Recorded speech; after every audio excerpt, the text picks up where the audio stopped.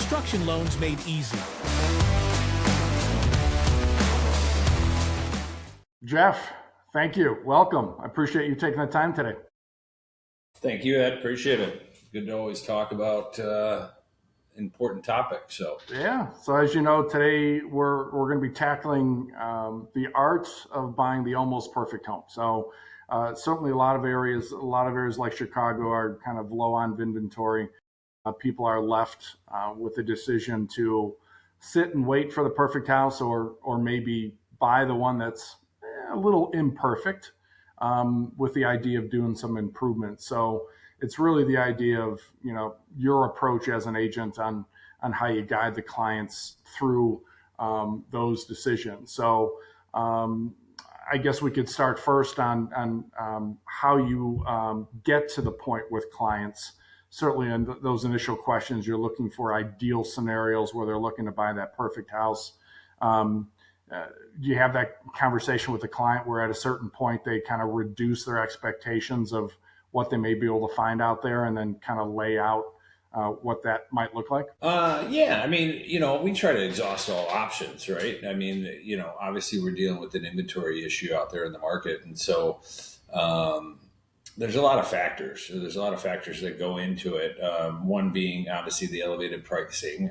If we're dealing with Chicago, it's happening in mostly the neighborhoods: Lincoln Park, Bucktown, Wicker Park, Ukrainian Village, Roscoe Village, Port Corridor. The heart. I think the core is hurting still quite a bit, as you probably are well aware, but you can get some deals down there. So we go into a number of different factors, right? We obviously look at the current inventory. I advise a lot of clients that look at some older inventory and renovate, because the cost of entry is a lot less, and then your overall cost by the time you're finished is a lot less than new construction. And with the way that the construction prices and inflation have really hit home, you can find a better deal. You can find a better entry point. And you can find a better, lower cost of entry point than some new construction out there. So, and I would imagine the seller's a little more flexible on price and terms than the perfect home that's thrown on the market. Correct. Yeah, I mean they're flexible in the standpoint of what's it going to cost, right? I think that a majority of sellers, if they have a house that's had some deferred maintenance, or maybe that Tuscan look of pre 2007, and they don't want to do the work themselves, then obviously, so we look at those deals as sweat equity, right? So let's just use a round number. You're looking at new construction up to $2 million in one of those neighborhoods, and you're able to find something at $1 million, $1.1 million, $1.2 million, and put $500,000 into it. Well, your basis is $1.7 million, not $2 million. And you're really kind of concentrating on location. So if your location is met by a potential remodel project or a rehab project, then obviously you're going to take that on. But you also want to see the equity on the back end to make sure that you're not over investing either. So when you're walking through those homes, knowing that that's the type of home you're walking through, what are the, top 2 or 3 things you're looking for to make sure it's going to be a good scenario for clients to move into? Yeah, so the first thing that I typically look for, and this is going back, we did new construction in Wicker Park. This is personal. We did an 1893 remodel, and then we moved out to Elmhurst. We did a 1980 remodel, and then we did another new construction. So we've been in 4 different construction projects. So the first thing I look at is are the bones, right? Do we have updated mechanicals? How are the windows? How are the roof? Because the last thing you want to do is go through a major rehab from a cosmetic standpoint, and then all of a sudden get hit with a large capital cost. Right? Whether it's roof, whether it's windows, mechanicals, obviously foundation. Foundation comes out a little bit more from an inspection. If it's something that we can cure at the right cost, then that's fine. If it's incurable, then run. I don't really mess with foundations that are continually having issues, because I don't think you can really get over those. It seems like it's more of a contractor error when doing the build. We try to avoid the major capital items. Obviously, if we do have some capital items, such as the roof or larger expenses, Then we just need to equate that into our cost structure.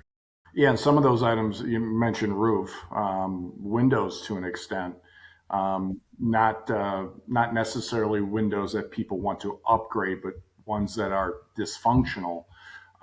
Yeah. The cost to those relative to the value you're going to get, at least from an appraisal perspective, is it's a little disjointed on what the cost will be, especially when you look at roof materials.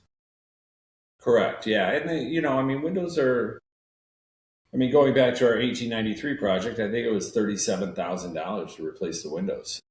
It was a big, big expense. So, we were able to work within those structures, but, the cosmetics are one thing, right? I mean, we all look on House or Pinterest or Instagram and we see what we like, we know what we like. So, from a cosmetic standpoint, it's really good. It's just when you really get into those larger capital items is really where you see your numbers get skewed.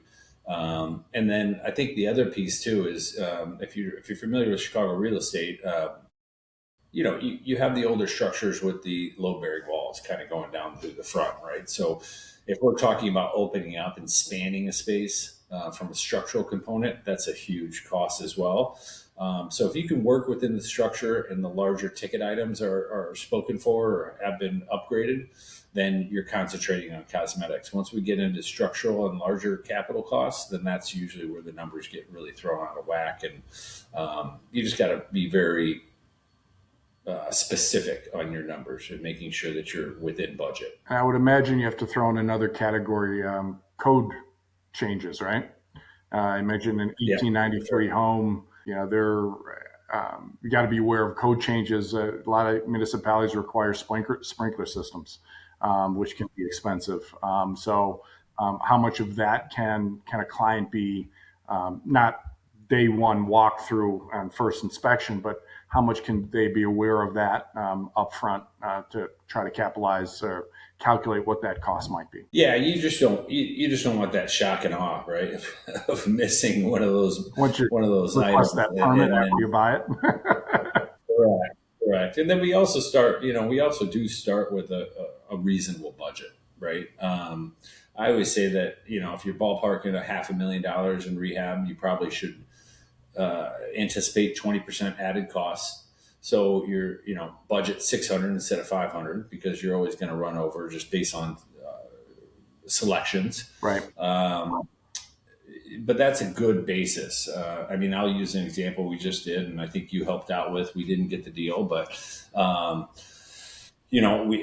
felt that the pricing on the house was a complete gut rehab in Bucktown, and I felt that the pricing needed some major adjustments for the amount of work. And then we went to an architect. We went to two different architects, right? And one architect came back at $1 million of renovation, but they were incredibly high end, which is fine, but that wasn't my client. And so then we turned around and we went to a different architect, and he's like, yeah, 500, 600 grand. I mean, it's a large variance. So you also got to know who you're talking to, right? Because if that first architect comes in and it says $1 million, you just walk away without exploring it further. There are options, there are options. I mean, what level of finish do you need? Not everybody needs, the super high end appliance package and insulation factors and custom marbles. There are some cost savings that you could do. It just depends on what group you use. Budget accordingly. So on that project, we were anticipating a $700,000 to $750,000 purchase and about $500,000 to $600,000 in cost. So put them at about $1,350,000. New construction in that area is $1,600,000, $1,700,000. So you got to have that gap between because you're not getting a new house. So those are kind of our numbers. But I said budget 500, anticipate 6, and hold to those numbers, and then work within that budget, right? I mean, the people that get caught are the people that are going out and grabbing, the highest end appliance package, the rarest materials, and then turning around and wondering what happened to the budget. So work within the budget that you set, and it's got to be a realistic budget, but at the same time, stay within that budget. So in terms of timing then, in relative to the transaction. So you've got a client, they're interested in purchasing this property. and they're interested in doing construction as well, um, you're within a pretty small window to make sure that they're going to have a viable project, viable budget. What are the keys there? Do you provide them just an initial ballpark number? Do you bring in some contractors? You mentioned an architect. What's the best approach there in terms of how they can, certainly the final numbers can be different, but just get an idea of where those numbers might be. Yeah, the numbers are. I mean, the numbers are pretty consistent if you're staying within a normal budget, let's call it. We do have clients that are willing to overspend and they want specific things. We just had a call with Centaur Interiors, who's a great builder downtown. They do a lot of interior gut rehab work, larger condo space, but they do some very customized finishes, right? So they do air filtration systems. They do a lot of wellness, Okay. which obviously is expensive, as you can probably imagine. But what I tell clients all the time is work backwards, right? So what's the budget on the remodel, which we can probably get a pretty decent estimate on from my experience. And working with developers for 23 years, really, we have a lot of experience in terms of having a pretty good estimate of what it's going to cost. So let's rewind back maybe, 15 years ago. Interior rehabs were $100, $150 a foot. Gut rehabs, that's without structural, right? A new build was probably about 250 a foot, 200 a foot, depending on what you're building. And that was always my rule of thumb. Well, now with inflation and everything else, we're talking about new builds at 3 to 350 a foot, easy, and interior rehabs at about 200 a foot. So the costs have definitely skyrocketed, but if you can get an outside wall to outside wall square footage requirement, you can get to a reasonable number with some sort of percentage of markup on top of it. So hey, listen, this last house I'll keep going back to is about 3,200 square feet. We ballparked 500, anticipated 600. That's about spot on in terms of where we're at in terms of what it's going to cost to do the remodel. So we have some baseline figures, but we do like to work backwards because we ran an analysis of what the house is as existing and what's sold in that area. At the same time, we also run an analysis of a finished product, right? Because that's kind of falls right in line with your lending of construction product. So we need to know that there's going to be value there in the end. I mean, the last thing you also don't want to see happen is the client goes out, works with you to obtain this construction loan package Last thing and is always blows the budget out, and then all of a sudden has to come up out of pocket with another 100, 200, $300,000 because they blew the budget out. So we're realistic, and we look at worst case scenarios in terms of budgeting. So you're not caught on the high end of those numbers either. And you made a good point earlier about the gap between new construction and kind of the improved rehab.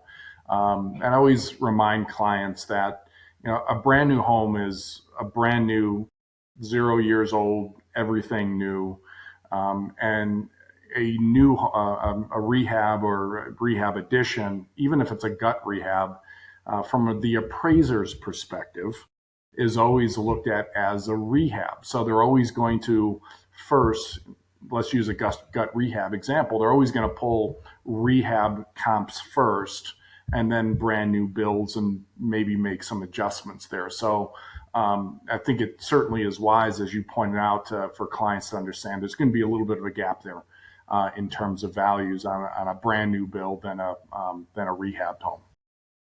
Yeah, and that's what I refer to with clients as sweat equity, right? I mean, there should be a gap because your time and your effort is worth something.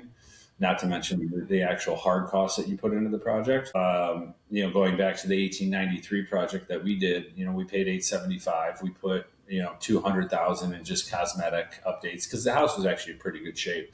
And we sold that in 2012, which we all know was a horrible time in the market. Cleared all of our equity, got all of our money back out of the deal, So that was a major win, but that was our protection. Is you got to budget those accordingly, because you got to budget not for the current market, but what's the market in 3 to 5 years, right? If we do experience a downturn, are you protected on the investment side? So we look at all scenarios, and it's about the investment. Obviously, your quality of life and living conditions are vital. And enjoying the space as you build it out. But God forbid we see another economic downturn and the market collapses a little bit. We want to make sure you can be able to get out of that product too. Yeah. Let's talk a little bit about timing. Quite often clients will come to me and say, I'm looking at a house, and $1 million house. We're going to put $500,000 into it. So they wonder, how they can accomplish that, right? Can we do a construction loan? The answer, of course, is yes. But of course, the challenging part of purchase construction loan is, in most cases, unless you're buying it from a relative or a builder you're going to work with, the seller wants to close their home as quickly as they can. And they're going to want to close in 30 days, 45, 60 days max, generally. So to do a loan as a construction loan, you have to have those fully completed plans and budget. Now, you can get away without plans if it's just truly all interior rehab. There's no change in the floor plans. You can get a narrative scope of work and a budget. So that helps you out a little bit. But it does become really, really difficult for clients to pull off the purchase construction. In most cases, they need to buy the house first and then close on a construction loan a few months later. How do you manage the timing of having the client, get architects or contractors in? And is that a lot of times their expectation to be able to close the loan as a one closed construction loan initially? That would be ideal. We try to address all those concerns ahead of time, right? So we try to jump ahead of it. So we might not even have a product, but we have a budget, right? So we know what their price point or their affordability is, and then we work, like I said, we work backwards on those numbers. So obviously, making the introduction to you would be first and foremost, so they understand what kind of loan packages they're getting into and how the structure works of those loan packages. They obviously get that paperwork just like they would on a pre-approval, and then they have that loan package already set. They know what they're getting themselves into.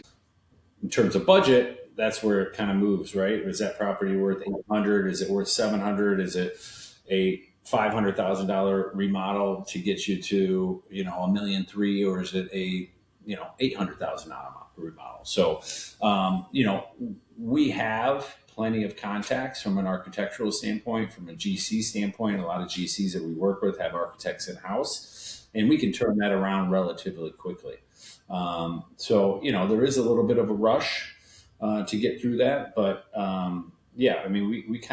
we jump ahead of that well in advance of them searching, just so they know where they're coming in and making sure that the numbers all equate out to what they're looking for and the loan that you're putting. So with the GC builder contacts you have, I would imagine you have different ones that you might fit different situations. What are the different type of situations you think that different contractors might excel with? And maybe that question really is for people who are looking to purchase and do construction. What type of contractor should they be looking for? Well, I think there's definitely contractors that. So we actually have we started a remodeling company, and we do light remodels, right? Kitchens and baths and things like that. And we partnered up with a larger developer, and he does larger gut rehabs, new construction, huge projects, right? But he couldn't handle the smaller remodel stuff. So you got to know, and I think that just comes with experience. I kind of have my tried and true GCs that I go to that can handle a project such as this. Going back to the Bucktown, because it's just the most recent, my clients went to a friend of theirs that was doing a much, much larger, higher end product. And so those numbers were really skewed. But they also went to an architect first, right? And the architect is spewing numbers out without consulting a GC. And the architect has some specific numbers in mind, but you really want to talk to a GC in terms of what it's going to really cost, right? There's a lot of outlying factors, like we talked about, the capital projects, roof, windows, mechanicals. Like if those do come up, that's going to increase the budget. If you add structural components where you're opening up spaces, a single I-beam to span off a 20-foot, width of a property, that could be $15,000-$20,000 just for one I-beam, right? So, and you're going to need several of those. So we have the eye for it, as I said, the budget, and then we have the general contractors that I would probably go to, that I would 100% go to, and we probably have 3 or 4 of those that would be able to handle this project. I think the biggest mistake is trying to do it on the cheap, right? Thinking you can get it done for less, and hiring in a GC that doesn't have the experience.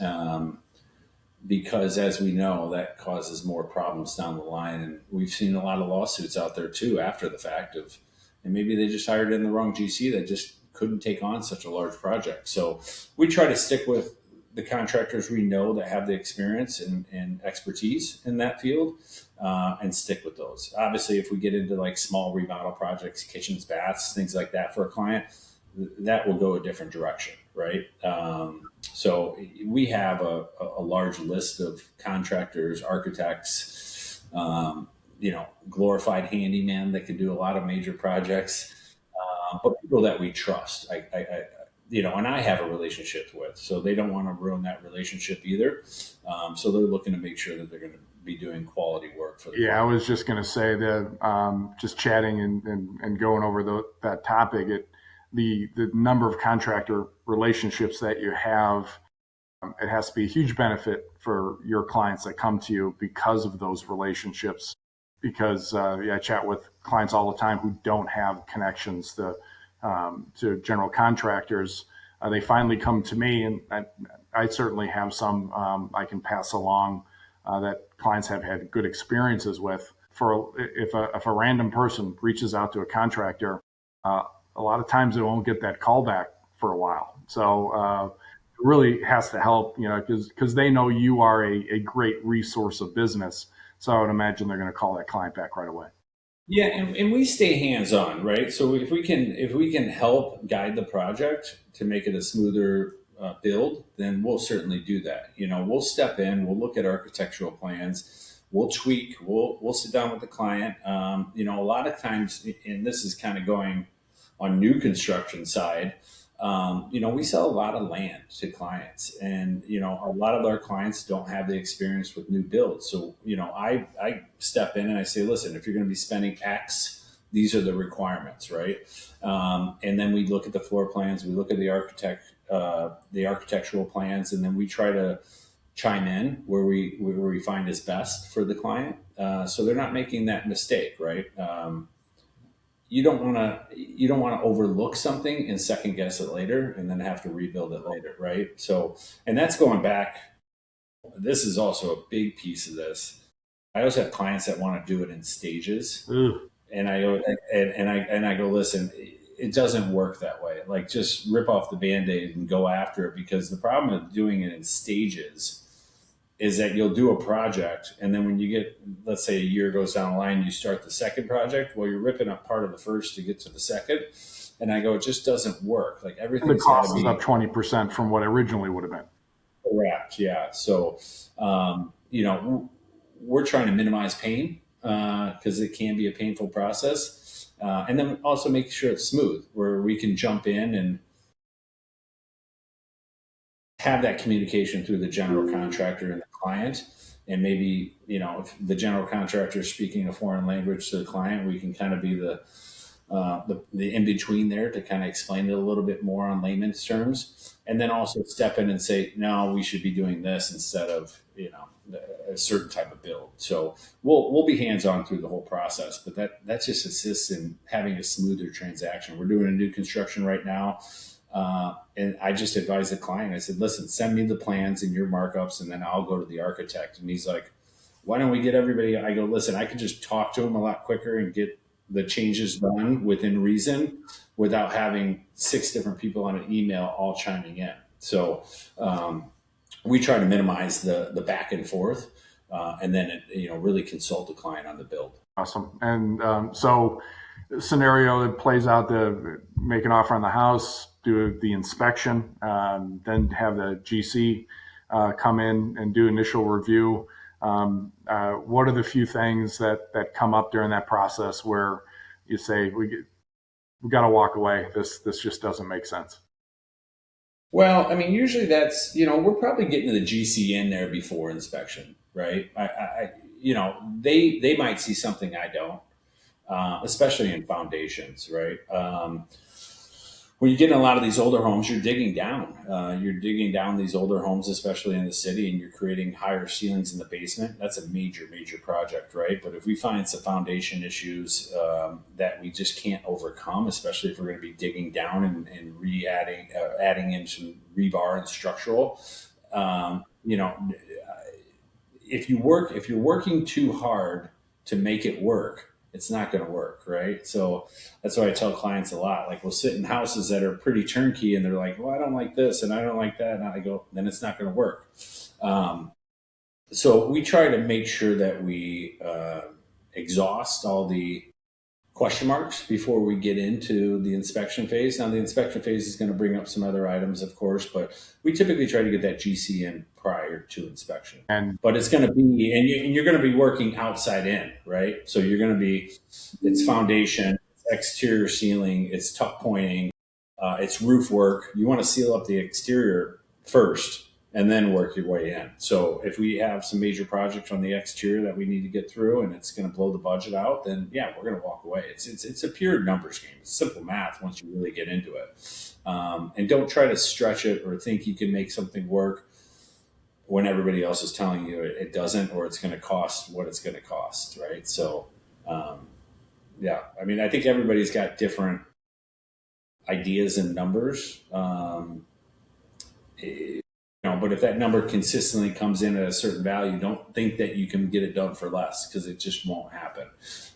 It's a pretty consistent number that they're going to come back to you with. So don't go on the cheap and try to get it done, and don't think you can overcome something at a lesser value or a lesser cost. yeah. So wrapping things up, aside from calling you, what sort of keys are there for clients who are maybe looking for that house that isn't perfect, but they want to make it perfect when they're looking for a brand new home? Yeah, I mean, location is always important, right? I mean, I think been doing this for 23 years and coming off the '07 boom, I think our locations, and this is just going back, right? I mean, people were jumping into Humboldt Park, calling it West Wicker Park, and Right. but now the schools, well, the schools in Chicago are very important. Whereas back when I started, no one even was worried about schools. They were all private, right? But that location has went from, maybe an 8-block radius to a 4-block radius or a 2-block radius in some cases. So, we're going to focus on location first, and then we're going to try to source the product of what they're looking for. So we usually try to get them, we try to sit down with them and get ideas of what they like. That's first and foremost. I have them send me Pinterest. I have a Pro House account, which is HOUZZ. It's a big construction platform. And I like to see what they like from a style. If we can find it turnkey, great. If not, we can always create it. But we really want to start with that location. And sometimes we might start out like this and then start squeezing in that location closer and closer. Just depends on how familiar they are with Chicago or the suburbs, the western suburbs. But start with location, and then we can get into a lot of minute things that people really don't think about, right? Lot size, right? If you're in Bucktown, you can get 100 foot, you get 125 foot. If you're in the historic district, you can get 162 foot lot. What do you want out of that house? Explain the variances to them, right? Your setback on the front, your setback on the sides, your distance between you and the garage. That all makes a big determination, because I always use Bucktown as an example because I used to live there, and there's a lot of hundreds and there's a lot of 125s. And a lot of times some people will look at 100 and they're like, I don't like the garage right on top of my house. I go, well, then we're looking at 125s. So we try to break it down as easy as possible, and then we fine tune that search based on the location, lot size, and then just quality of the project before we even get into it. I mean, there's a lot of times we'll walk into a project that meets all those outside requirements of location, and then the property's a disaster, and I'm like, I wouldn't touch it, right? So um, there's going to be a lot of give and take, but the location is going to be the first thing, and then the lot size probably is the second. Looking at the transaction itself, and they really, they're spending a lot of time conversations with you, with architects, with general contractors. And for most people, most of the clients I do for construction loans, it's the first time they've done a construction loan, even though they may have bought, 5 or 10 homes in their life. So, and it's all so a lot of it's brand new to them as well. Yeah, and that's where the frustrations come in. I think when the communication fails is where the frustrations lie. So we try to ease that communication, right? We're working with general contractors that we have a good relationship with, right? We're referring architects that are incredibly knowledgeable and can consult as well and sit down with the client and go over the plans. We try to smooth that process so it's not as combative, I guess, it minimizes conflict, because that's usually where once the conflict starts, it doesn't ease from there, and Such as the reason you took the reins. A good process. Yeah, such as the reason you took the reins on that architect call. Just simplify for the clients and take care of it on their behalf. Correct. Yeah, and guide them properly so they're not caught off guard with any surprises, and the numbers are within reason of what we have discussed. You just don't want to you get shock and awe, and I think there is a lot of dishonesty in some of this, especially in the contractor world. So, we just want to make sure that it goes as smoothly as possible, because it reflects back on us at the end of the day, right? You don't want to advise a client when you're getting in and the project goes horribly wrong. We're losing a client. So in our world, in my world, network is 100% referrals. Me losing one client probably loses me 3 or 4 others. So we just want to make sure everything is smooth and well discussed and detailed as we go through this, so there are no surprises. Absolutely. Awesome. Great chat. Thank Jeff so much for taking the time. Really appreciate it. And we'll see you soon. Yeah, we'll get some deals together. Thanks, Ed. Thanks, Appreciate it. All right, talk to you soon. Bye.